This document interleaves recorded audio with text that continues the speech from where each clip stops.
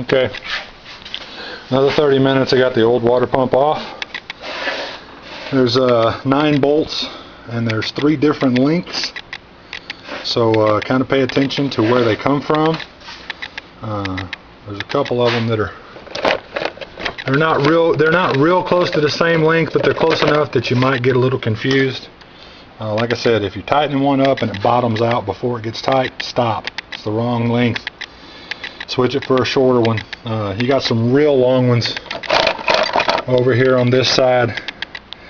Look like about a 3.5, and then a couple of 4 inches here that go back through this housing and into the top of the intake. Then we want to clean the. Wow,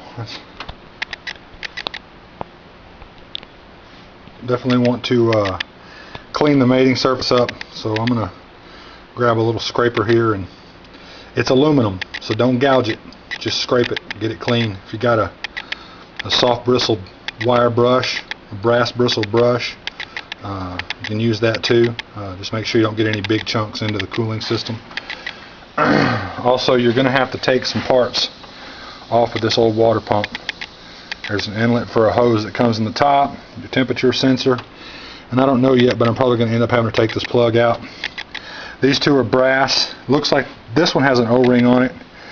I couldn't really tell if there was any pipe dope on it, but on the brass, you probably don't need any kind of Teflon tape or pipe dope or anything, but anything that's aluminum or steel, I would probably put at least some Teflon tape on it to make sure you don't develop any leaks. And as I said before, this one was bad, and probably what I was hearing, if you can listen to that, you can hear that impeller's scraping. Actually, there's a ridge right there where it's been wearing. So, and you can see right here, it was about to get bad. There's a chunk missing out of that housing. So this is not good. At least it didn't strand me on the side of the road. Was paying attention, heard something that didn't sound right. Of course, saw the coolant leaking and knew it was a water pump. Little over 281,000 miles on this motor. So it's time, these things break down. Probably the reason why Ford stopped making these is because you probably don't have much maintenance till about 300,000 miles on these trucks. So you're going to get lots of good years of use out of this 7.3 before you do any kind of major repairs. And this is not even a major repair, to be honest with you. This is something that happens to all engines, all motors. It's something that's got to be done over time. It just, stuff breaks down. This is your cooling system. It's a very important part of your entire mechanical process in the engine. Without the cooling system, truck overheats, causes stress to all the other parts, then just leads to bigger and bigger problems. So there you go, water pump's out. Sorry about the video. I don't know what's going on here with this little camera.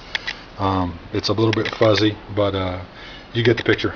So I'm going to clean it up, look at the new one, see what we got here, and start putting her back together.